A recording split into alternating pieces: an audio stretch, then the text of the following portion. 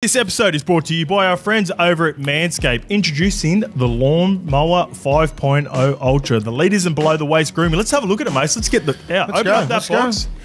We're in a little sneak peek. Okay, you've had a little sneak peek. Get the OG. Give them a look. Yep, beautiful. So you got the 5.0 in the middle, but there's a few other products in there as well. You've got the 5.0, right? I've rocked the 5.0 already. This is your one. This is my present from Manscaped to you. Oh, nice. There you go. Nose trimmers. Nose trimmers. You'll need those. What else we got?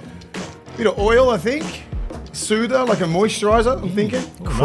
That must be... crop preserver. Oh, that's post. Ball deodorant. It's ball deodorant. Okay, so give it a little spray when you're done too. And this is the soother, right? After you've done your work, the crop soother ball aftershave lotion. Okay, so we're going spray, and then we're going to go rub a little bit of cream in there. Yeah. And I will say, Mace, I'm telling you right now... You use this, right? I've used it already, and I got a start off the back of it. I did get a start. I normally get one start per month, but I got the double in the month. So thank you to Manscaped and the Lawn Mower 5.0, making me look the grouse for me and the missus. So make sure to trim your bush with the best and let Mother Nature do the rest.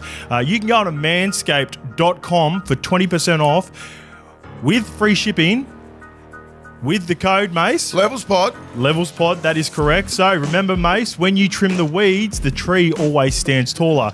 So you can go on to Manscaped.com and get 20% off. See, this is how excited Mace is.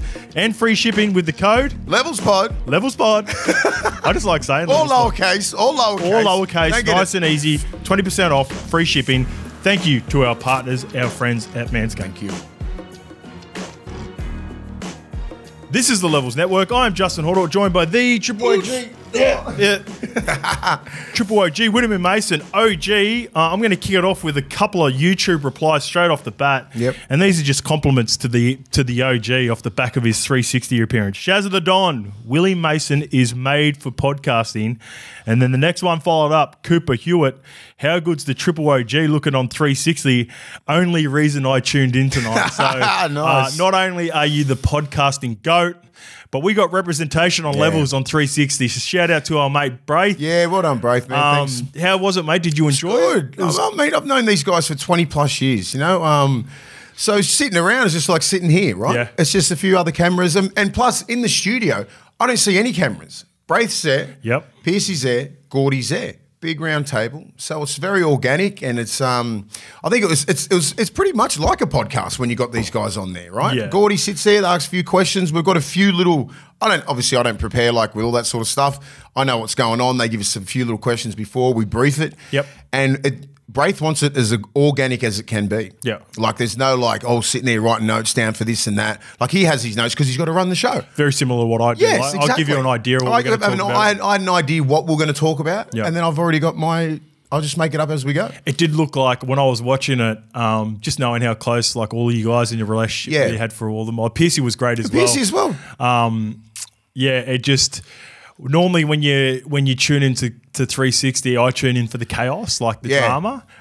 It just felt like a boys' club sitting around, it felt like a locker room to me. Well, I think they need to do that. So you're going to get Buzz and that on. You're going to get the journos on there. You're going to have different, totally perspective. Then you're going to get ex-players, current players, and all that sort of stuff on. So you get a whole different dynamic there, and that's why I think it just flowed, right? Yeah, it did. Yeah. It did. It worked really well. You got two halves, two forwards, two enforcers. Yeah. I thought that combination in particular worked so well. And I love the way Piercy. My thing with Piercy too, I love watching Piercy is because he was so heavily scrutinised his entire career. Yeah. I think he's a little bit more reluctant. I think that'll come with Piercy. But I love the way Piercy speaks about footy. Well, the more he's on the show with Braith and I, because we've known him for years. Obviously, he didn't play against Gordy or with him, but like I played a hell of a lot of games with Piercy, and same as Braith. So he feels really comfortable in that surroundings, right? In those surroundings, like he was a young kid coming through, and we took him under our wing, and he's a great kid now. He's off everything, mate. His thinking is like it's chalk and cheese compared to, if I talk to Piercy in 2015 compared to right now. Like he's ready for this shit. He wants it. He's doing some great things on Triple M. Yeah. He wants to get into coaching. And I sort of just, give him a little bit of advice. Just take your time with shit, right? How much more? And I've obviously, I played 20s with Piercy side. I knew Piercy growing up as well. He's got so much clarity, mate. The conversation that I had with him compared to when he was obviously young, all the pressure that's associated with footy, at the lunch, and again with Gus a couple of weeks ago, we sat downstairs for about half an hour, 40 minutes, and just didn't stop talking the whole time. And he loves footy, always has been a footy head, but now like he's sort of starting, he's done well with his money, which is great, financially, with properties and everything like that, which is half your battle when you finish, right? Yeah. Financially, if you're stable, now you can start to pick and choose what you want to do. Yeah. And I said, Piercy, just don't rush into anything, mate. Just enjoy being normal and just enjoying life with your family and everything like that. Don't rush straight back into the NRL bubble where you've been since you were 16, 17, like we all have, right? Yeah. But if you want to keep doing him and Toddy Carney do some great things on, I think it's Triple M. Really good podcast together. They're both very clear-headed at this moment. And, it's good to see. These two humans, we were worried about them at some point in their careers, weren't we? Everybody was. And now these guys are fully clear and focused, which I love. It's good that they've got each other to get through it as well. We can talk war stories all day. We just laugh about it. We can just but we're all in a great position now, which is great. Yeah, I hit Piercy up. I'm hopeful he agreed to it. I think I think we're going to do Origin preview with Piercy for the next game 2 and game 3. So look out for that in the next. We just I told myself, can we bring you on just to break games down in some reviews, just say once a month? Because I really want to get his perspective on sevens, right? Yeah. In the new age of the seven, how they're playing and all that kind of stuff, and like he's got a lot to say. He does, and he's very smart and very articulate, right? Yeah, would love to have him on. He's not doing those interviews like he was at the airport. Love you, Piercy. Okay, Mace. Tomorrow, mate, I am off to the Mick Fanning Golf Day. So remember we ran into Mick Fanning the Bolter event for the RLPA? Yeah. Obviously he was having a chat to you. I introduced myself. I've been watching his golf days now for, I think he's maybe had 2 from on the Goldie. On the Goldie. For everyone that's not aware, or some of the players that have been involved in Luke Burgess, who's been to a fair few golf days. He's in England, thank God. He's over in Warrington. Is he? Yeah. Biff's up there, mate. Yeah. Can you see his Instagram? He went because he said he was going to be there, so he must be flying back from it. Oh shit, maybe he's back. He just went there for a week. Okay, sweet. Yeah. I thought he'd be in Ibiza. Yeah. Come on, Biff. Be serious, mate. How good's that? Ibiza, the place where why would you come back to go all the to the Gold Coast? You are in England, son. You are in England, like a European summer, and you're coming back. Yeah. Love you, Biff. Yeah, love you. Come on, mate. All right, I want to thank everyone who has subscribed. It has been going crazy, mate. So off the back of last week, like we told everyone, 25.5 at the moment. Shit. So the target for 50K on Instagram and YouTube is realistic. And I think with some of the support or some of the following we're getting over Origin, I think we can get there. We get Piercy on to break down some games. I think that even just goes. He wants to come on. Skyrockets and levels up. So we've got 38.8 thousand on Instagram. TikTok plus 4,000 from last week. TikTok flies. 69,000 on TikTok. So some of my 16-year-olds notice me. I'm like, what are you looking at? Yeah, it's crazy. Like it's the demographic, right? 16 to like 20 something, like young kids, and I'm like, I'm going down the park training some young kids, and then like. There'll be a bunch of 18-year-olds. They should. I mean, like, if you love the game, you probably know who I am, but you shouldn't like go. Dude, I retired nearly 10 years ago. Yeah. Well, here's the we've got Richard Bowe here talking about a comment which I'll get to in a bit. But I think for us, the reason I like doing this pod as well.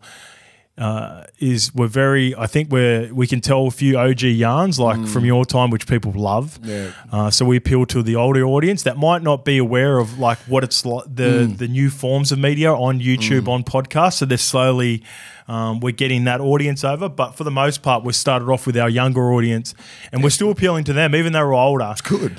You could tell a yarn like you did last week, and it appeals to the younger demographic as well. So let's get into our YouTube replies, mate. This is what builds out the show. This one is from the Chris Reese, and it's off the back of the Latrell chat, which was very, I guess, not controversial, but people were... Well, they've made it controversial, haven't they? Yeah. Because we didn't pick him game 1. Yeah, you're right. That's the only reason. Like, as in like our takes on it, I guess. Has anybody said, this is obviously a side bit, but like, has anyone who's a current player or like an ex-player come out and said, don't pick Latrell?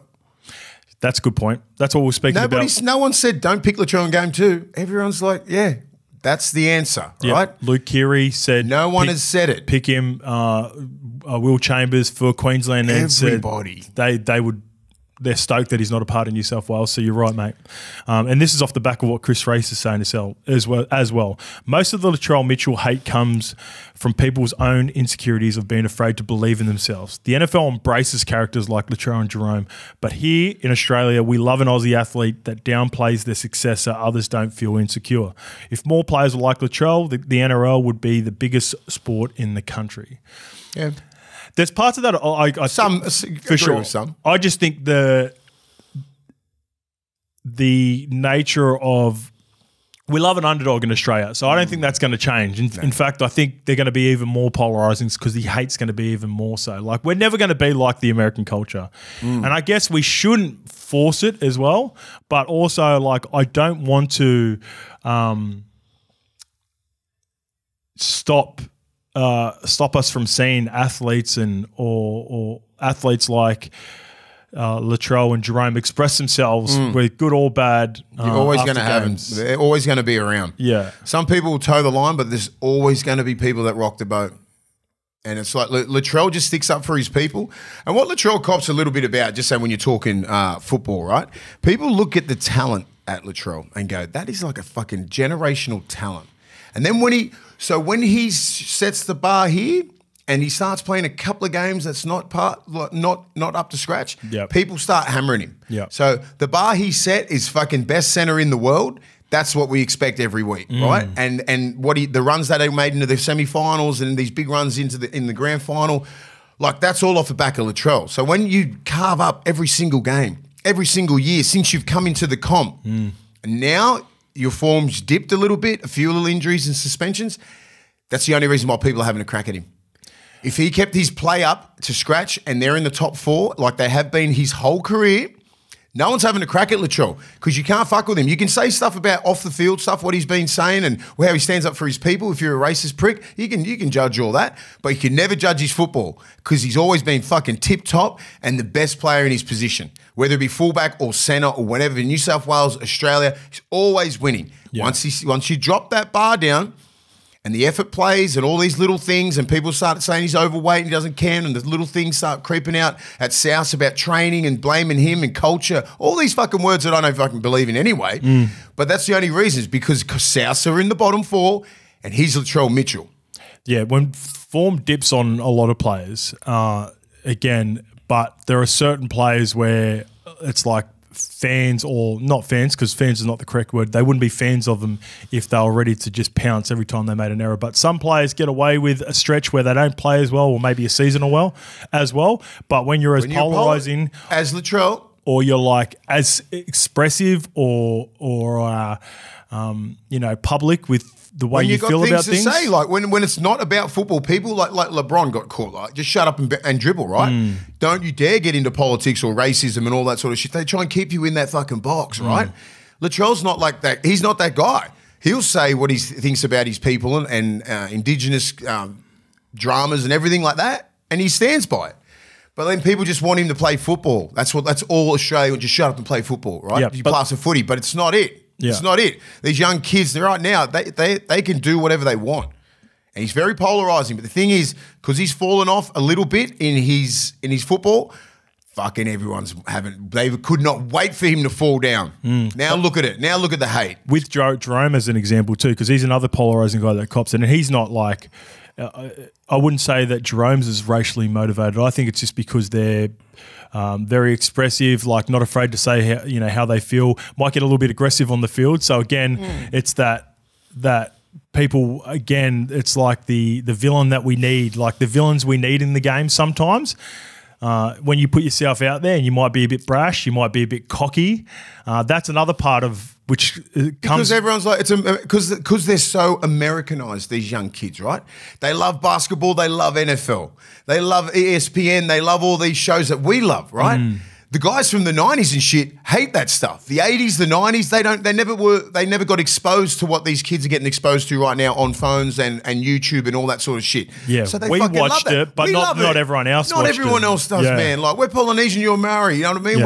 Yeah. We brought up all that sort of stuff. We love that kind of stuff. But some people just don't. And then because of yourself, you're rolling around with a boombox and you're doing all this thing, your hat backwards and you look like that and you look different than what society thinks that you should look like, they fucking hate it. Just on the boombox. I love that shit. That wouldn't have been me back in the day. I wouldn't have carried it, but I would have been dancing. I'm not a big boombox. Yeah, I love that shit, mate. But I was like, it depends on like what you like in the locker room. We're different era. Yeah. But we played together, you know me. I didn't mind having to chat to people before the game. So like the boombox thing probably would have frustrated me. The boombox would have been before the game. I sort of get it, but like I don't get it sometimes as well because I'm like, just put your fucking AirPods in, listen to your own shit. So maybe I don't want to listen to that fucking song. Yeah, so do you know how it all works? So you know how they get off the bus. So is that just blaring on the bus? So like Madge's put an end to the boombox at New South Wales, I believe.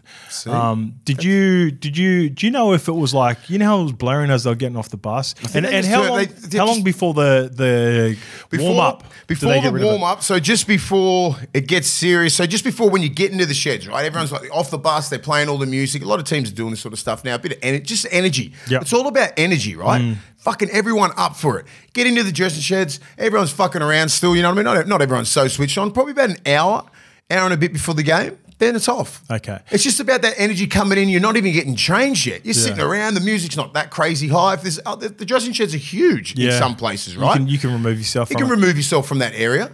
So it's just all about just getting the energy up. And then some people just don't like. Some people have their own fucking music on. Yep. You know, and some people just love that. Fox and that love that shit. Were you a big music guy? I wasn't a big music guy in general as well. Listen, would you have earphones on back in the day and listen to your jams? But I'd be in. Just depends what sort of mood I'm. Right before the game, I'd listen to some music that would really click me into gear. Yeah. So let's give people a unique look into what happened. So basically, you get there 90 minutes before the game, depending on where you are on strapping, massage, all that sort of stuff. Yeah. That goes for about an hour, and then basically you get ready about half an hour before kickoff. You go out for a warm up. So everything needs to be done in that hour. Yeah. Some get there 2.5 hours before the game. Some get changed nice and early. I used to get there roughly an hour and 45, 2 hours early, just in case something happened on the way to the game, especially if it was a home game. Yeah. And then I was a very get on the field straight away sort of guy. And I'd start speaking to people that were in and around me or forwards like that I knew I needed to communicate with before the game. But I was never a music guy in general. Like I'm not a big music guy at all. So I listened to a couple of songs that would trigger me, right? And that would be like in certain parts of the process of getting ready. You know, I'm not sitting there getting strapped, listening to music, not fucking talking to people or anything like that. I'd just plug in, plug out whenever one song would fucking get me going, right? Yeah. That would be about it. And that would be right near the warm-up sort of thing, just before you'd be getting changed, all that sort of shit. A couple of songs used to get me really like triggered and fucking pumped up. And then I'd already be like, get the warm-up and then just get into the game. But like I wasn't, like just say with the boombox and shit like that, I'd probably be off it. Yeah, right, because I'm like, I want to fucking talk, get everyone connected, everyone sort of be in their same little groups and talk. But times have changed. I think it depends on your leadership too now on this. Like if you look at, obviously the Penrith have been doing it for a minute, and Critter's brought it over to the Bulldogs and he's pumping it and it's working, right? So if you're opposed to it, you just learn to block it out. If you're a country boy or wherever you're from or how you're brought up, like Yowie, you could be fucking against it. I asked Yowie about it on radio a couple of weeks ago. Yowi's a mad fucking Metallica fan, isn't he? Nah, it's a fakie. Is it? Nah, so again. Someone sort of threw him on the bus and listened to fucking. Yeah, so he clarified that. We had Megadeth. Who did we have on? Was it a lie? It was a fakie. Yeah. Oh, so it was. We had Taylor May on a couple of weeks before. He had all his dramas, right? So he just said, he's into his Metallica music and all that. He come on a couple of weeks later and said, I heard that. That's not true. I think he reminds me, he'd be a Teskey Brothers or something like that. Yeah, I think he was more of like country. He'd be top 40 like Bobcat. Yeah. Anything. Yeah. Dubbo boy. Just top 40, just dance to anything. Yeah, but when it comes to the boombox, like, I don't mind it. Right? I get it, right? But it's all about the energy. But like I could see how some players mightn't like it. Depends who your captains and leaders are in the team. That'll depend on what fucking music is getting played. I'm pretty sure, just say in my era, you had our leadership group, Luke Patton, myself, Bob Cat, Marco Mealy, Tony Grimaldi, Corey Hughes. No, nothing's getting played. Bring your headphones. That's what would be. That's what would have got told. Again, I'm now Critter specifically. It shows the leadership at such a young age that probably Critter, Fox Jerome, loves that shit too. Like, but with the Panthers, let's start with the Panthers. The Critter, Jerome, who's again moving on, and Bizza, like so early in their careers, maybe like 50, 60 games in, they had such a heavy influence on both. Penrith, obviously, and then even with the blue squad, like rolling the blue squad into that, you got to let them be, man. You got to let these kids be them. You know, like if they don't, if the boys all come in together to the coach, go, we don't like the fucking boombox. Yeah, let's sort it out, right? But no one's got a problem with it. Everyone loves music before a game. Put the right music on. It's all about that energy. That's all it is. It's about energy, about fucking an hour before it's off, and then everyone puts their own music on. But at the start, it's about building that fucking energy up. Yeah, it's science. Can't argue with science, mate. All right, this one's from Gus, and it's not Gus Gould. As an Eels fan, I actually want Checker. We don't need a league strategy-based coach like most are. We need a people manager to get the best out of the players. Seeing Checker coach, that seems to be his style. We need him. Doubt the board have the balls to do it, though. So I guess, and I can understand a little bit where he's coming from in the sense they've got so many senior players and yeah, everyone needs structure, don't get me wrong. But like you'd like to think Mitch, Gutho, Reg and Junior have a fair idea how they want to play at this point of their career, right? I guess that's maybe where he's coming from. Yeah. The part that they're probably looking for at a coach is one, managing those experienced guys and those big personalities, because they are big personalities. They're not like in-your-face sort of media guys, but you know, Mace, like they're strong in and they know who they are, and there's like 10 of them. And they've got a particular, they've got a gang. Yeah. They've got a proper gang that have been together for a while now.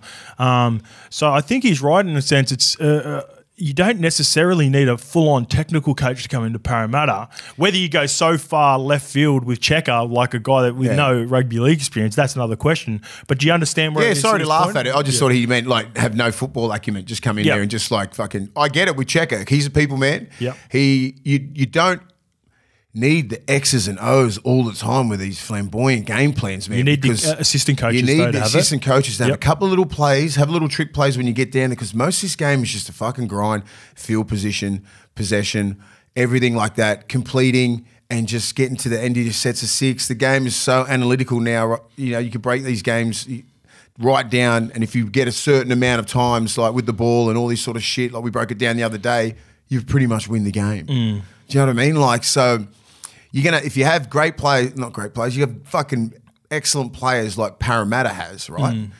They should be a lot better. You should be able to get them up for games. It's like they know they got all the talent in the world and they can just get through.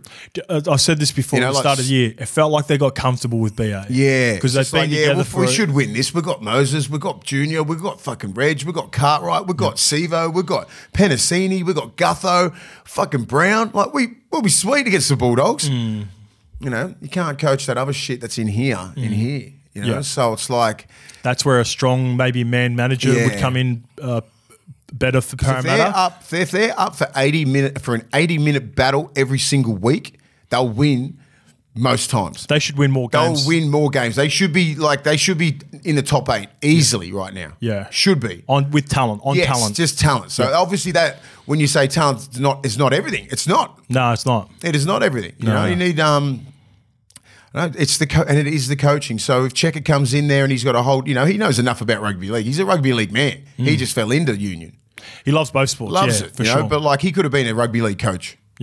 At the start, but he chose that path. Okay, I didn't know that. He could have done both. So he's been in the game for ages, but he just obviously got the nod with the union. He just went there that way. Okay, I didn't know. I think so. His brain and his aura, and it's probably a left field. Like I think he could be great for our game. I wouldn't be going, oh no, don't get Checker because he's union. Fuck that.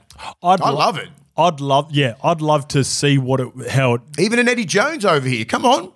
Eddie's going a bit far, I think. Eddie's like gone past his. He's too willy-nilly. Yeah. That's like the chaos. He's like Brian Smith times 30. Times 1,000.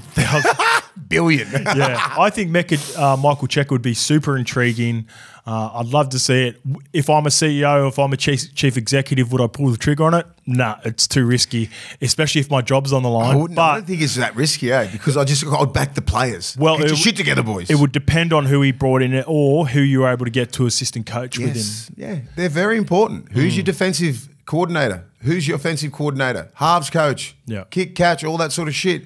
S&C, very important. Yeah.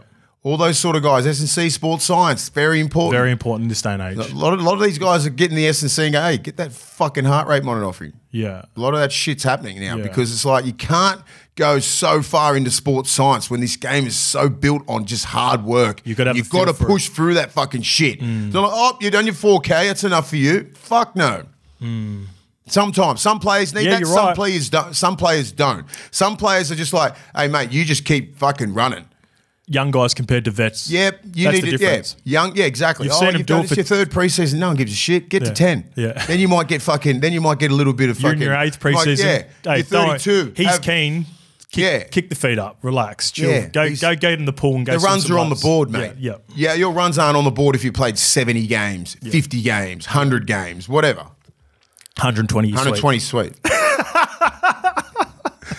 All right, this one is from Richard Bowe. Great podcast, fellas, especially for us who have not grown up close to league. You both explain the game in a way we can understand, yet never dumb it down, thereby keeping it relevant for the knowledgeable fans, which I was talking about before, mate. So thank you, Richard, for that. Mace, what does it feel like as a player backing up after Origin? Do you feel tired? Do you have heavy legs, a bit sore, run out of puff in the last 15, 20 minutes? Motivation? ? Even though club comes first, the motivation to drop him back down. How was it like backing up? I know you say it's a badge of honour, but how tough is it, mate, with all those things considered?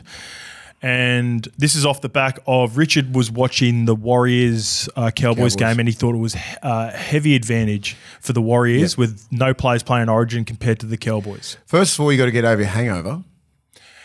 So were you pissed every single time? Yeah. It's what about if they don't get on the piss though? It's just why. I mean, right when we were playing, everyone was going out after Origins. Regardless if you played Friday or Saturday or Sunday, it didn't matter. You're playing Origin. This is the pinnacle of the game, right? So you have a good time. Yep.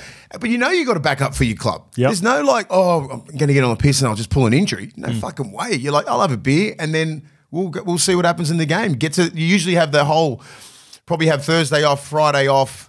Depends if you play Friday. You'd have Thursday off, maybe do a little bit of the captain's run or just do nothing. We should turn up, pretty much do nothing for a couple of days, ice bath, they rehab, still do the same now. Do that, be at training, and then just fucking tear into the game. Yeah. What about the like you said, the motivational? The motivation is you want to be, because we used to all compete to see who would play the best for our club. Yeah. That was in-house, fuck, can't wait. We're going to get man, I'll get man the match easy. Yeah. That was the sort of shit talk that we used to have. Mad. Minicello, myself, Gaz, Coops, Ogre, Bobcat, all these sort of blokes would come back and you'd want to be the best player because you love your club. The club's the one that pays you, right? You're the best. You're one of the best players in the club, in the world at that moment, right? You just come from Origin. Yep. So the pressure cooker, you're just going from here to fucking here. So it's chilled out. It's so chilled. The game is so fucking slower when you go from that level. And so it's you expect to be the best player out there. Of course, you're going to be a little bit fucking sore and not fucking massively motivated if you're playing Sunday at 2 o'clock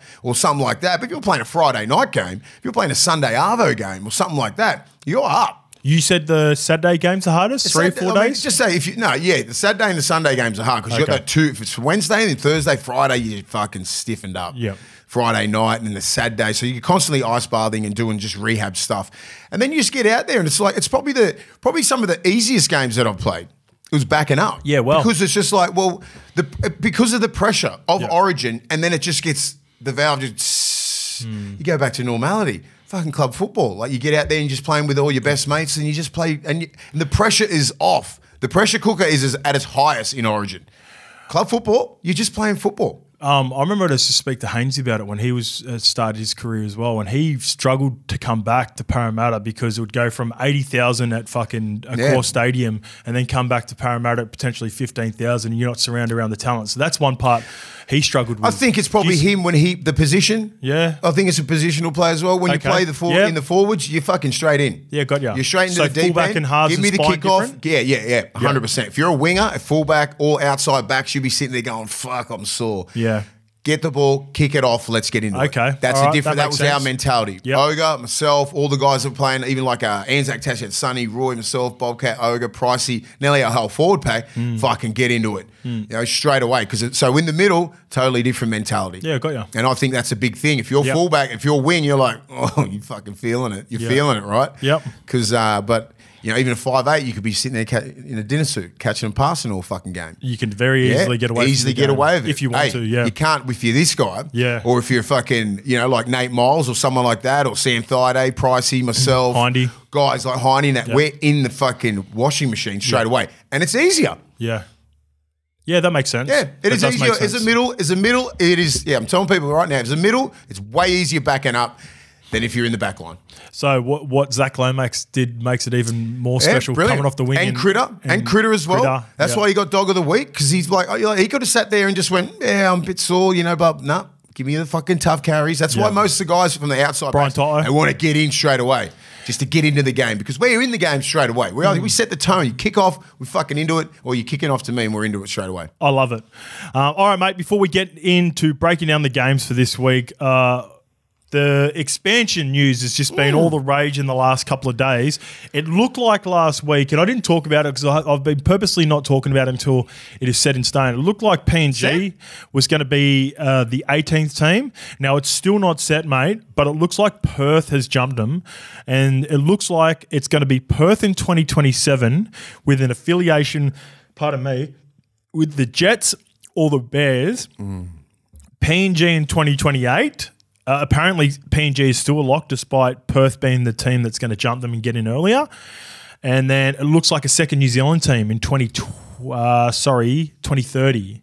Wow. So 2027 Perth potentially, 2028 PNG, and then maybe the 20-man competition, second New Zealand team in 2029, 2030. Big expansion, isn't it, in a short time? So let's start on Perth. Do you like the idea of Perth being the first team in with an affiliation with the Jets and Bears, or would you rather Perth, or say if you are open to Perth, do you rather them just go do it by themselves? Because they'd have to have a New South Wales Cup team and a representation in the competitions over here. If they've got road games over here, just say if they've got four games over here, you probably stay just on the Central Coast. I think it's a good idea. If you're calling it National Rugby League, its team needs to be in Perth. Yeah, I agree. I like the Perth. As much as it sucks, the travelling and all that kind of stuff, if you want to be an NRL player, these are the sacrifices that you need to make and you have to make, right? Yep. So you're going to be in Perth, or you're going to be in New Guinea in a couple of years, or in New Zealand. So you want to be an NRL player, they're the sacrifices you're going to have to make. But I like the Perth idea. Yeah. I just didn't know Newtown were throwing their hat in there. I think it's like those clubs understand that they're probably not going to be part of the bid. So I think it's going to be North Sydney. They're trying to align themselves with one of the new franchises, which makes sense because they're the OG, like strong OG clubs like North Sydney and Newtown. So they've got Henson Park, you got North Sydney Oval. You're probably going to be in the New South Wales Cup. Look at Gosford, right? Yeah. Look at that ground down there. Yeah. If you're based on the Central Coast, you know, the Bears have been down there. They've got their whole big footprint down there. You've got a ground. You've got infrastructure there. You've got training facilities. You've got everything. Newtown's got Henson Park. Yeah. Come on, you cannot compare it to Gosford. That's fair. You know what I mean? So, and I think that'll happen. Perth, and then you'll have a team here, which will be the North Sydney Bears. I'm not sure what you're going to call it. It's up to them. But I think that sounds about right. Yeah. And are you open? Like, I think I was a bit hesitant with expansion, especially in PNG, because everything I've heard about, like more so to do with the relocating and the safety. It's going to be hard, man. They've got to figure that shit out logistic-wise. It's going to be, it'll be... Because they've said they're not going to be based in Australia, Cairns or whatever. We said that. I said we said that ages ago. Like, you're not going to be there. You could be based in Cairns, right? You play 4 games over there a year. No, that's been ruled out, mate. So that's part of the bid. What's the fucking point? Yeah, well, so this is the thing. I'll explain it to you a little bit, right? So part of PNG's bid is they want people, the team to live there, which a lot of experts are going, this is just not feasible. Like, this is not going to... Well, if that's their oh, this is what we want. Their bid to him. They're not going to get it. I think they are, mate. That's the What? thing. What? Government, cash, all that. It's going to be hard to get played. I think they'll come to an agreement where if they can play 4 or 5 home games there, be based in Cairns, but have 5 home games in Port Moresby at that ground, pack it all out, but be based in Cairns. That's what everyone thought. It's not. That's what I'm thinking. But I think that's going to be it because money talks, obviously. Yeah. Money does talk. And obviously the amount of money that New Guinea is going to be putting in, the players might have to. And as I said, hey, you want to be an NRL player? Yeah. So you're gonna have to make sacrifices. If you're going to make that sacrifice, you're going to be living in Port Moresby. Well, so my thing with it now is that the majority of the players are going to have to be Papua New Guinean for them to even be located in Papua New Guinea for sure. And then I can't imagine anyone with a family wanting to relocate to PNG for that reason. It's going to be single players only. This is why PNG will probably be the last team installed because this can go on for fucking years. They'll get Perth in, that's no problem. They'll have another team in New Zealand, that's no problem. But this, whatever they want, New Guinea, this will be a big argument between the RLPA. Clint Newton will be in there. He'll be standing up for the players because the players won't want to relocate. They want to relocate to Cairns. That's about it. And I think this will be a shit fight if New Guinea don't allow that. Do you think... And then they'll just be like, we'll be happy with fucking 19 teams. Do you think the RLPA will complain because, like, players just won't sign there? That's the difference, Yes. though. So, like, I don't think... And then the NRL's not going to put a bunch of, like, just say if you're just all Papua New Guinea players, you were going to against an NRL team? Fucking 150-0 every week. Shout out to our Kumul fans. I love the Kumals, but they need to have a decent proposal for the NRL players.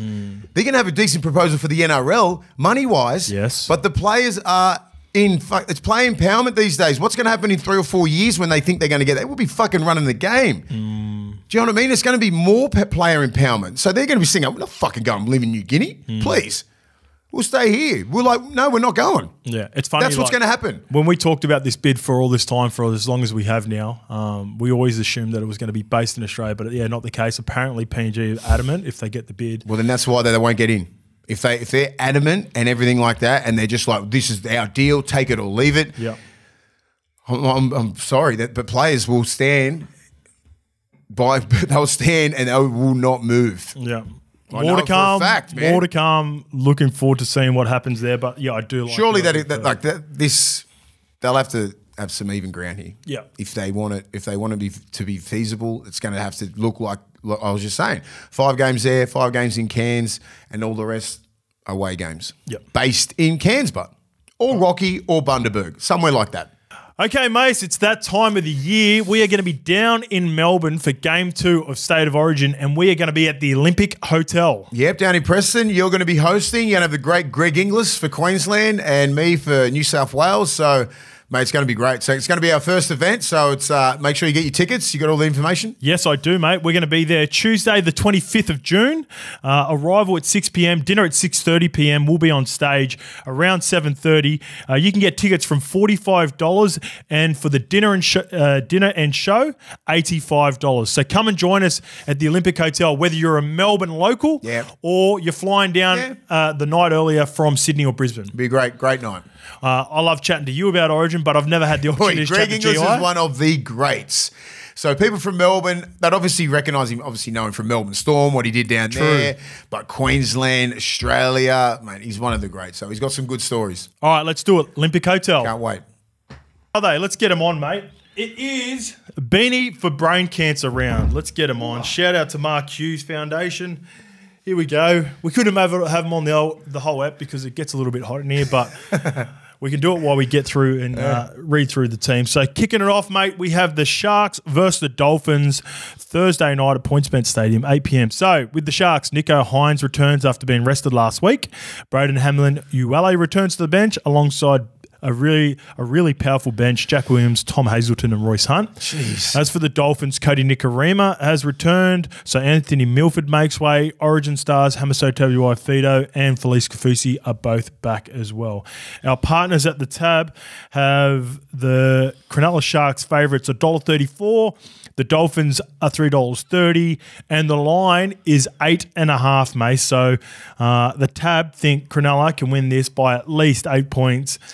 Where are you going on this game, mate? Are you I'm all Sharks. You're all Sharks now. Yeah. Yep. You're impressed. I was so impressed last week. I did not think they were going to do that to the Broncos. To the Bronx up there. You know what I mean? That's a big road win for those Good guys. bounce back game. Really good bounce back game. Nico Hines back now. He's going to be playing for his origin spot. If he don't get man of the match, 6 points, Dally M's, all that sort of shit, that's all over for You him. think? The reports are that everyone seems to think that Madge is going to be sticking pretty solid to his team. He might. But if he has fucking an awful game or tweaks his calf, there's a lot of shit going on in this game. Of course, tweaking his calf. Like all these little things that he's got to... He knows his body better than anyone, right? Yep. And the last 3 or 4 weeks, he's been down on form and injuries. It just sucks. The only reason why he's down on form is because of the injury. Yeah. You know, it's not because he can't do it, but your best ability is availability, and he's been available, but not at 100%. Like Nico Hines around 10, you'll be going fucking shoo-in. But there's a lot playing, man. There's a lot on this. It's all on Nico. I want him to play great. I want him to kill it so he can get another crack at this Origin thing. I'm not all going, let's go fucking Moses. I just need a fit, full Nico Hines. So that's why you think Sharks are going to dominate this game? Yeah, because I think he'll come out and fucking attack like he should and kick the shit out of the ball instead of little pop guns. I really expect that because if he doesn't do that and Moses carves the Roosters up. I guess my question around that, well, we always end up on Origin somehow, but a lot of the chat is, I guess, has been, it's almost like Jerome has solidified his spot, where could you see a world in which Nico and Moses play together 7 and 6? Well, at the start when we were talking about when Moses wasn't injured, I was thinking that was going to be my 7 and 6. I think Nico is a 6. And I think they're so interchangeable, these guys. They're very similar. They love short sides. They can play off the cuff. They kick really well. You know, like the only thing that I've got wrong with Nico is he's bad habits have crept back into his game with his defence. If he fucking defends like a machine this week, I don't care if as long as he gets through the game, defends like an animal, like he was at the start of the year. But as I said, it's different. You can't drive through tackles when you got your calf like that. You're just sort of managing tackles. Yeah, so watch and see. Yeah, good luck, Nico. I'm looking forward to this game as well. Mate, I'm on the Sharks. I'm with you. -8.5. I think this is going to be a big game for everyone involved. And one thing I noticed, bless you, one thing I noticed with the Sharks at the start of the year when they were humming was even though Nico was ball dominant, he found his way to the left a lot. So I'm going KL Iro anytime at $3.10. He has been really good. Defensively as well. Yep. So Dolphins always surprise you, but they do. It's a tricky game. It's a really tricky game for the Sharks. If they go into it, I think they're going to be pumped. That's why I'm on the Sharks. Shark Park, Thursday night, on tonight. They'll want to put a show on and go, hey, we are the real deal. And they set the tone for not only the round, but they get to go hard Thursday night knowing that whoever's selected, whether it's Cam McInnes again and Nico, they've got the 4-day break before they get into camp on Monday. Both guys are under the pump for this to get reselected. Yeah, I'd say, for sure. For sure. I think it's up in the air. Guess who's playing this week? Our boy, Cam Murray. Yeah, we'll get to that next. Or the game after next, which is Raiders versus Cowboys, Friday at GIO Stadium, 6 p.m. No late changes expected for the Raiders. Hudson Young returns after missing round 13 on Origin duties. Therefore, Ata Mariota returns to the bench. For the Cowboys, they get back Murray Talangi and Reece Robson. Both have been named, with also Jordan McLean, who is missed last week with a calf injury. Jason Tomalolo is named to start at lock, but could drop back to the bench in place of Griffin Neem on game day. I don't think that would happen. Yeah, what happened? Was Neem... What, they drop him? Yeah, I think that's the demotion for Neem because he's been naming Jason Tomalolo on the bench. I can't see the world in which he names him to start and then puts him back on the bench. It just doesn't make any sense. So I think that's the way they line up. He just looks good in 13, but he does. 13 looks. I can't take him serious in 17, but he has been carving. He was carving for a bit there. He's back. Canberra are favourites in in Canberra. Cold Friday night game. What do you think? $1.77, $2.05 for the North Queensland Cowboys, mate. -1.5. The Canberra Raiders, very tough team to beat down there this year. I think it's a beautiful 28, 29 degrees in Townsville at the moment. What would it be down in Canberra right now? -10. -10 right now.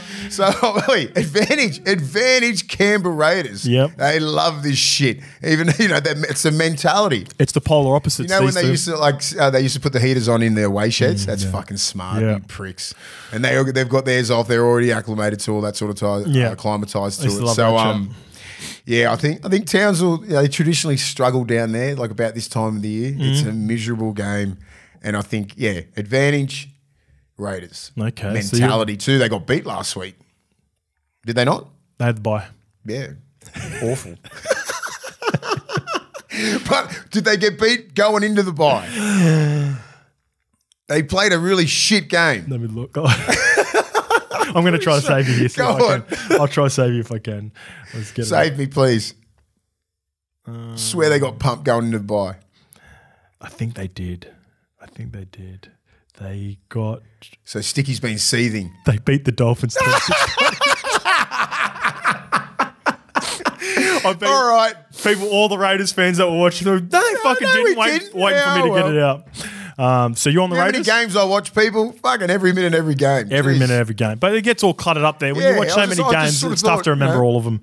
I am on the boys, the Cowboys. I think you're on. I think they're going to roll. I think they're rolling into their first bye of the year with all the Origin players missing as well. So it's going to be the perfect time for Todd Payton to just go, boys, all in. Let's get the job done, and give them an opportunity to finish strong. That's my thinking anyway. Yeah, I get it. Whether that plays out, I get that mindset, but I'm just thinking, just yuck.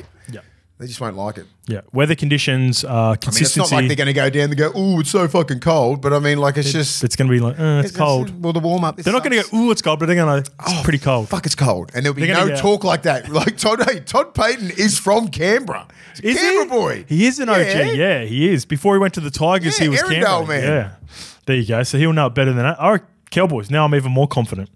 All right. You know that. It's a mentality going down there. It is. Siege mentality. It is. If he can get these guys locked in, I would go to the Cowboys. I just don't, for fucking seeing last week's game, I don't care if players are backing up, and we answered that question before.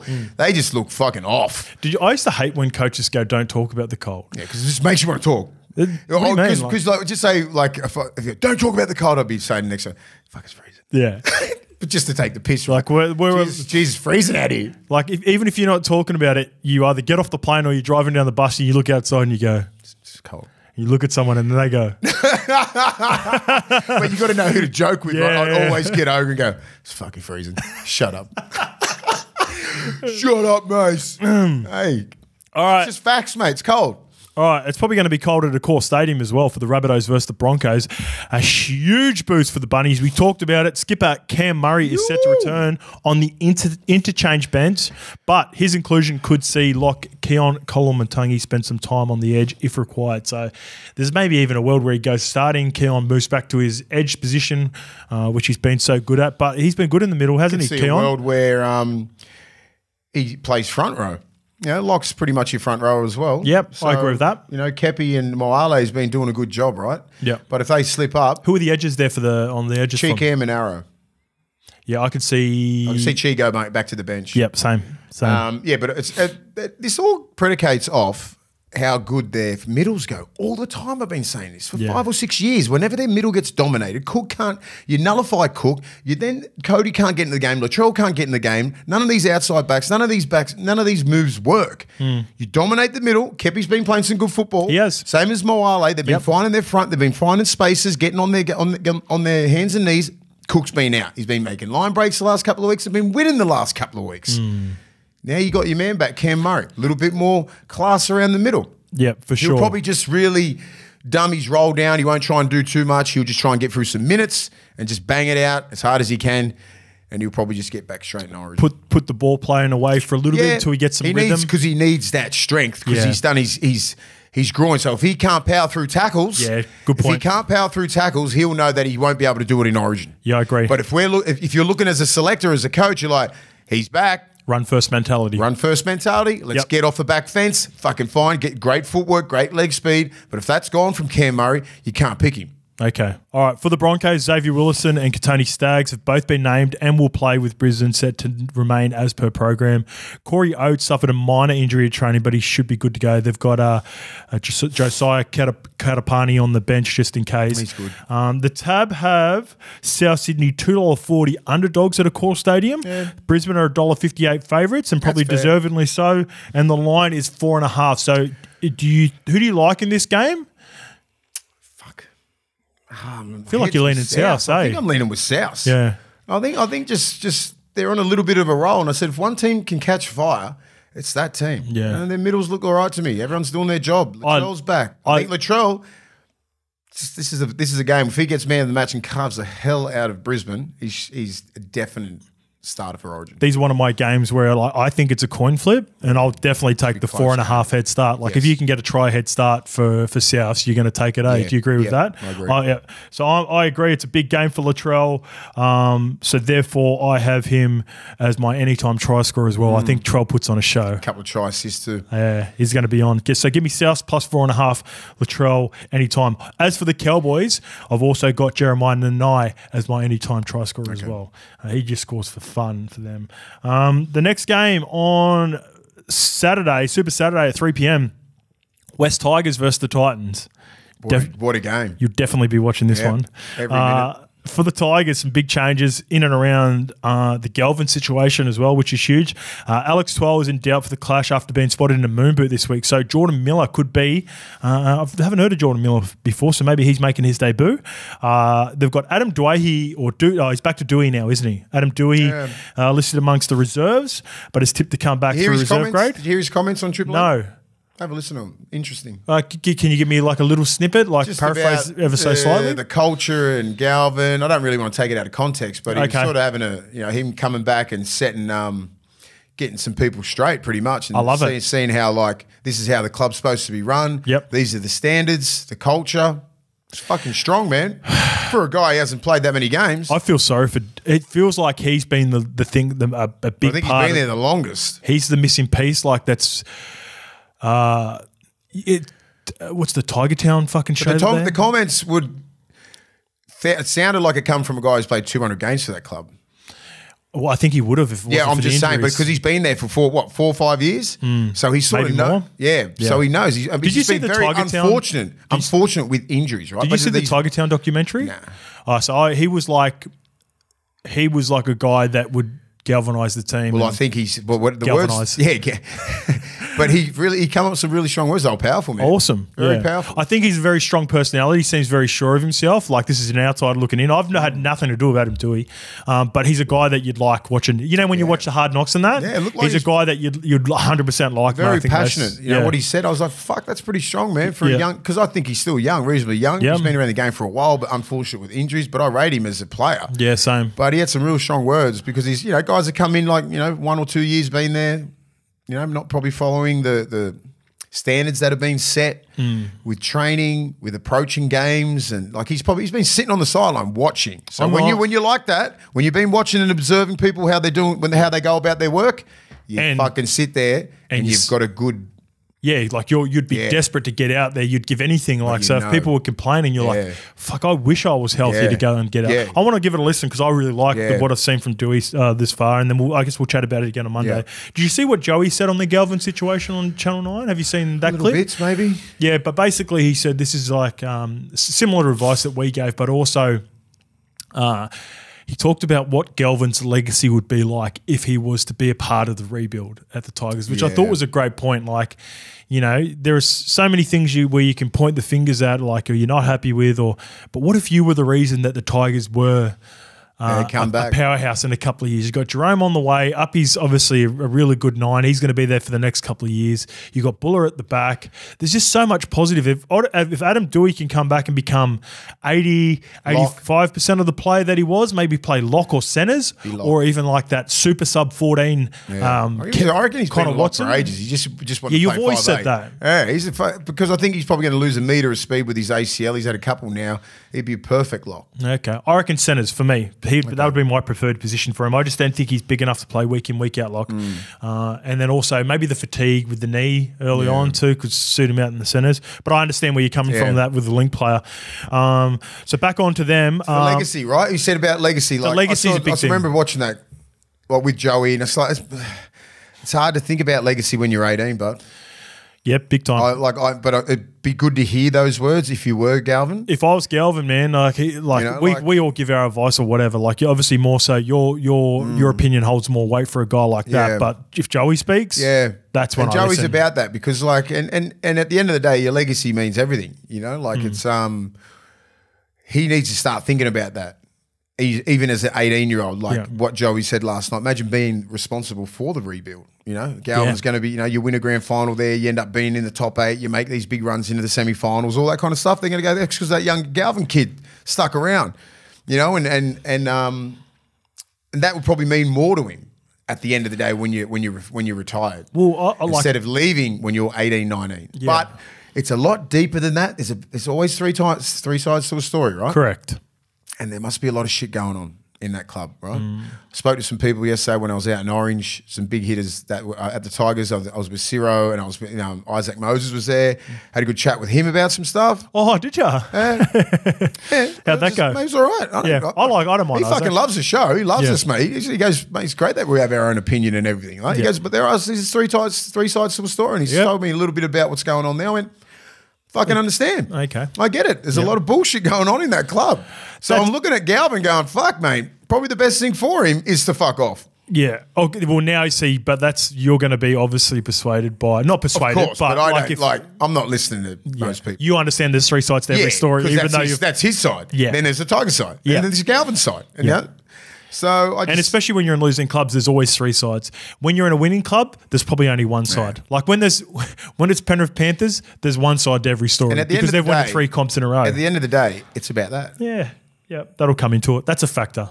That's always. Not a factor. I will say, just like because with our careers are so much different. Obviously, you being a star player, me being a bit of a journeyman, and also like my first 3 years of first grade was super tough. Now, I wasn't the key playmaker, don't get me wrong, and I never had the pressure that's associated with Galvin being in the halves, but it made the wins at Manly so much sweeter for me. Yeah. Once I got to Manly, even though I did eventually get cut and had to move on, I wasn't in it wasn't my decision. It was taken out of my hands.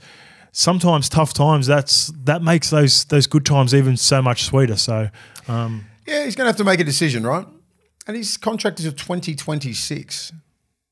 Galvin. Yeah. Right? Like, do you just walk? And I know for a fact that the Roosters won't deal with Isaac Moses. Yeah.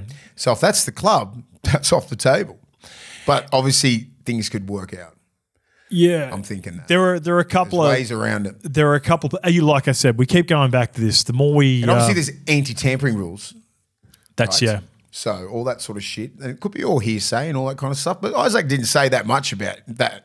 He didn't let on that much, right? Yeah. He just said there's a lot of things going on in that club. And you can just fill the blanks in. Yep. All right. So where do we get to? Adam Dewey's back. Dewey. Anyway, Dewey. So Api Carousel will shift to the halves with Galvin being rested, and Talon De Silva comes in at hooker. And there was a lot of expectations. He's another player that there's a lot of expectations. He's supposed to be the next big thing. He was supposed to be a couple of years ago, Well, fuck, he's still young. Yep. Let's see. But he's had Api Carousel, right? What do you expect him to do? Just overtake him? He's one of the top 3 best 9s in the game. I've massive raps on this De Silva. Yeah, so do I. So have I. So we'll see. What do you do? For the Titans, Phil Sammy returns from a hamstring injury in the centres, which allows Beau Fermor to move back to his back row position where he does it so well. Keenan Palacia goes back to the interchange bench. Jaden Campbell remained at 5'8", alongside Kieran Foran in the halves. The Tab have West Tigers $2.30 underdogs at home at Leichhardt Stadium. Gold Coast are $1.62. The line is 3.5. I'm Tigers. So am I. Yeah. Leichhardt, man. Yeah. It's a different feeling there. They'll pack it out. Was it Saturday night? It's Saturday afternoon, 3 p.m. Oh, yeah, I think it's a good time for Leichhardt. If the sun's out, it's all right. Yeah, Saturday over Leichhardt is a good time to play. Yeah. Saturday or Sunday doesn't matter. Yeah, it's always good. Yeah, I'm going Tigers, man. Yeah, so am I. Titans have been last week concerned me. Am I worried about a bounce back? Yeah, for sure. Hopefully Kieran plays left. Fucking Jaden Campbell plays right for the Titans' sake. But yeah, I can see a world in which the Tigers respond after all this negative media. So give me the Tigers plus 3.5, and I'm going to go the young gun, Talon De Silva, a little sneaky try. I reckon Tigers will pump him, all the eyes. Like a 13 plus, I reckon they're going to really just galvanise. Every Sunday's paper, galvanised. Yeah, I think they'll really, they could put some points on. We're just making fucking headlines for Bulldog Richie. Yeah, the Bulldog. I loved how people were writing, like, when you're on 360, if you're going to run into any of the journos. Which one of the journos did you run into any of them? Crawls, mate. I've got no problem with any of them. Yeah. Who else? Like, there's a couple. I just see him around. I don't carry beefs, mate. I don't carry like bad like energy and like, I fucking hate him. I just don't agree with what you say sometimes, man. Yeah. Dan Ganine, right? Dan Ganine, I have a crack at him all the time. He goes, "Well, we good now?" I said, "Yeah, we're good," because I fucking saw you in face to face, right? He goes, "What did I say?" I said, "Well, it was about when GI got racially vilified." And I can fucking barely remember now, but I wasn't happy with the tweet that he said. Okay. And I fucking had a crack at him.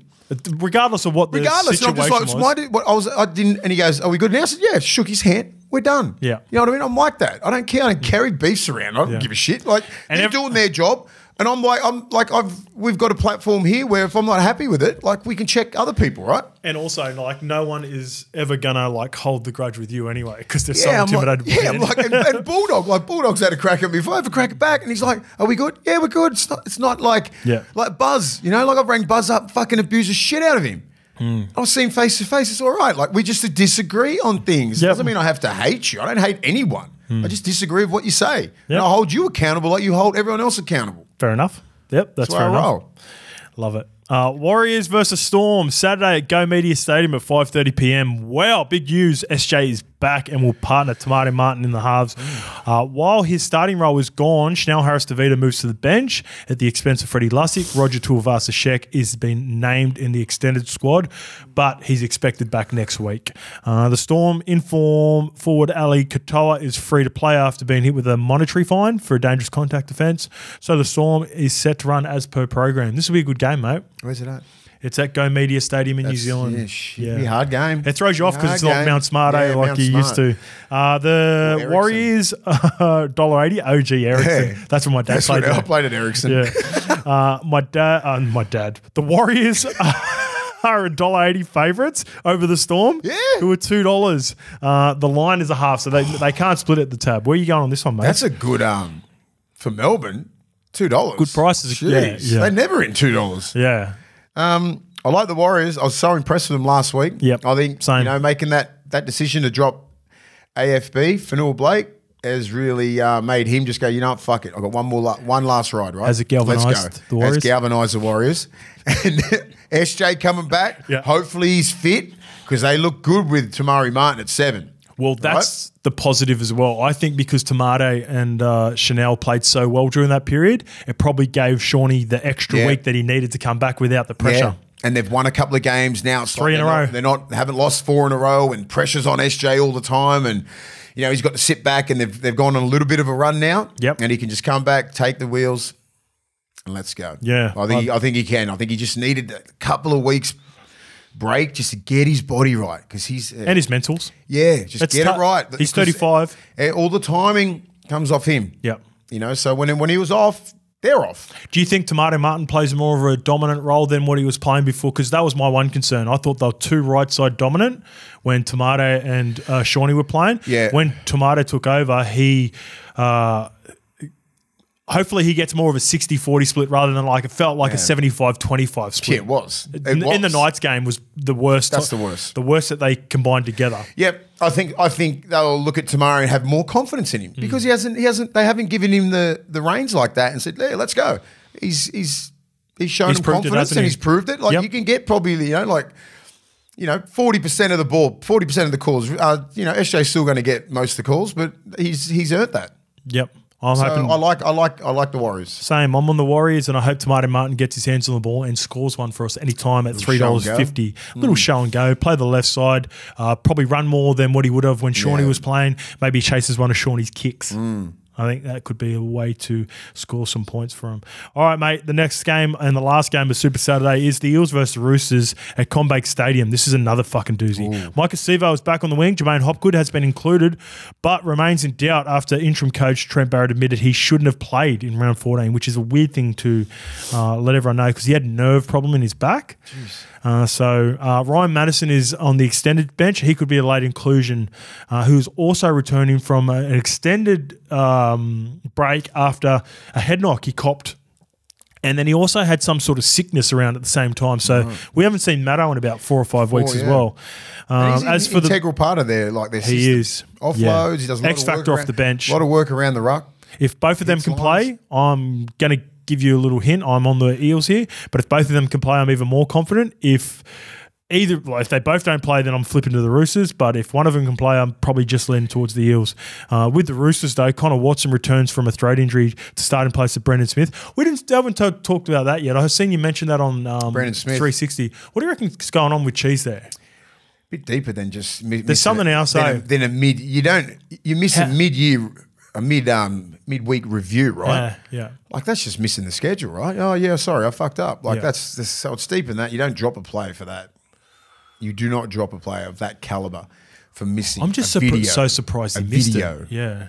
Well, you just read the schedule wrong sometimes. Sometimes you get it wrong. Yeah. But I mean, like even so, if you get it wrong, you 100%. You come in there with accountability and say, mate, I just read it wrong. Yeah. They're not going to fucking say you're out this week. Yeah, that's true. It's like there's a fine for you. Yeah. And then do some. Whatever you need to do to make it up to the playing group. You don't get dropped. You know what my thing is with it, and I've seen you, and I don't think we're well as informed, but you know when you're at 360, they've always got They've got little bits of mail. They've got all the mail, and they pretend they're like, I don't know what's going on. What do you think, Willie? I'm like, this is what I fucking think. It's a lot deeper than that. You don't get tell me what it is. For a midweek video. Yeah. Like... It was a mid-season review. Mid-season review. Like, come on, man. It's not like, he's misread the schedule and then you get a fine and you deal with it like that. It's something else. Or do they think it was a porky and he was out on the piss or something like that? No. Maybe could it be as simple as that? Like he said he missed the schedule, but they find out he was out on the piss somewhere. It could be that. That's what I mean. That's a lot deeper, isn't it? Yeah. And then I don't think it's his first strike. And by the way, I have fucking no idea, but that makes more sense. It makes more sense. Like it's like, okay, no, I heard you just brushed it and you did this and that, and like it must be more to it than just like fuck, I missed this. I didn't know it was on, or it was a real honest excuse and it's believable. Right? They just don't believe him. It's weird. You don't drop a player like Brandon Smith. Roosters don't fuck around too. No. So if something's if they're dropping that's him, their standards and culture that they've set. He's got a big end of the season coming up. Yeah. So Terrell May and Spencer Leniu will come off the bench and provide that impact with Nafur White named at lock again. I was going to say the NRL. The Parramatta Eels are $2.75 underdogs, and the Sydney Roosters $1.45. Yeah. The line is 6.5. It's a good bet, that one, Para. I like the Roosters, but okay, yeah, I like the Roosters. Confident? I think I'm confident in that. Yep. I like what they're doing. Yep. Who's going to be the 9? Connor Is Watson. it going to be Connor Watson? Yep. That bothers me. Okay. Because he's a ball dominant runner, right? And he quick play the ball. There's no creativity from it. It's just him running and just getting those meters. And if JW can just dominate that ruck and Lindsay, it could turn messy for Para. But they got a good middle. You know what I mean? But I just think this will be a close game. This will be a very, very close game. But I'm just picking the Roosters, just a little bit of class with the Joey Manu. You know what I mean? Like Teddy. So Teddy's probably thinking he's got to play his best football again. I know that. Yeah. Everyone's thinking he's done, but like in his head, he's never done. Yeah, that's true. Legends like that and great players like that don't think they're ever done. And if he is, he's still going to put his best foot forward for the Roosters. 100%. And be the best player, right? If anything, I think that makes him more dangerous. Yeah. I like Dom Young. I think he might get a couple of tries. Yeah. I think he's just, They've got class, man, that back line, bro. The back line. I think there might be some tries on that edge. Mike Acevo versus Dom Young. Yes. Yeah, they can score him. And Joey Manu, he's going to be shaking and baking out there. A little flick. Could be a little critter, like little flick, little right flick. Sevo coming in at Joey Manu, a little right side flick. What, Mike Acevo wedging and not knowing where he is? That never happens. I don't know. I've never seen it. They never would have done video on what about at all. There'd be no video on Sivo on that left edge at all. None of it. What about your big boys in the middle? What about Reg and Junior in this game? Just cancel each other out. Yeah. You know, like J-Dub's going to go at it. He's an old dog and he's still got it as well. He's going to go at Paulo and Reg, Lindsay Collins. Hey, you got to go at Lindsay Collins, big boys. If you want to get that nod for New South Wales, that's my Reg question. Needs to go at Lindsay Collins and make it personal. Junior's been coming off the bench. I love what fucking Junior's been doing. I picked him in my 17 because I think the quality that he's been doing off the bench, you pick him as a bench player. I think he's got to start this game, though, against this pack. I think so too. I think so too. But I'm just saying, if you pick like Spencer Leniu usually plays off the bench. He comes and plays off the bench for New South Wales and plays unbelievable. Ola Kawatu, I think his name for this week. Plays right edge dominant, probably never moved over the left side of the field. And then you put him in the middle in a washing machine. What do you think happened? And I think he played great for his first Origin. But if you pick Junior Paulo on the bench, he's used to coming off the bench and he would have understood what was going on, especially with 12 men, all the numbers and all that kind of stuff, and being more effective in the middle and pushing people over, all that sort of stuff. That's experience. Yeah. Junior's played over 10 Origins. He's played in grand finals. Like, he knows what's going on. Young kid, fuck. Head on a fucking swivel, not knowing which way to go. He didn't get caught out or anything like Olakawatu, but you either start him or he's not the team. That's all right. Parramatta got speed and power coming off the bench as well. Spencer Leniu versus Sean Lane. Same leg speed. Sean Lane went good last week. It was that he ran 160 metres. Yeah, he's been good off the bench. Yeah, he's just because that left edge when they're like not going good. Yeah. Sean Lane will struggle, right? Kelma Tuolangi had his best game for Parramatta against you guys. I think he's going to solidify himself on that left edge. He runs good lines, bro. He does. He does. Like when they're all going good, he'll test you. So don't slide off on him. So who's going to be on that right side? Is it Sam Walker? Sam Walker, yeah. Sam Walker's going to get a lot of traffic. Okay, he's going to get a lot of Kelma Tuolangi. Put his head right on his hips. All right, yep. So I am on Parramatta with the 6.5, mate, and I'm going to go the King Gutho. He loves playing. Parramatta Roosters games are historically normally pretty good games. They're good. They go hard against each other, these two teams, so I'm really excited for this one. And it's at CommBank too, which is favouring, I guess, the Eels for me in this one. Moving on to Sunday, we're at 4 Pines Park, Seagulls versus the Dragons. Hamoli Olakuatu is named to start, Mace, but he did suffer that calf injury last week, and I just can't see him in a world in which he plays in this one. He will be monitored. Therefore, Corey Waddell likely to shift to an edge if he is ruled out. Luciano Leilua is named to start in the second row for the Dragons, but could drop back to the bench prior to kickoff as well, as was the case last week. This is at 4 Pines Park, 2 p.m. $1.52 Manly, $2.55 the Dragons. I am on Manly because that's just what I do every week. I don't mind the Dragons, but I'll play it at Brookie on a Sunday against Manly and for Manly. I fucking love it. Yeah. And they get up for it. Yeah. So I like what the Dragons are doing. I would not be surprised if we're sitting here next week saying the Dragons got you. Same. But Manly. Yeah. I'm on Manly reluctantly, just because I'm a ex-Manly great. Yeah, but they go to a different level on a Sunday, Yeah, they do. It'll be packed. Last time I was there, it was on a Saturday night. It was absolutely jam-packed. Hopefully it's a beautiful day on Sunday. I'll tell you who's going to be pumped. Nathan Brown, 2-year extension, starting front row. How good's that? Off the back fence. 2-year extension. What a great story, right? He's flat out making the next 2 weeks, though.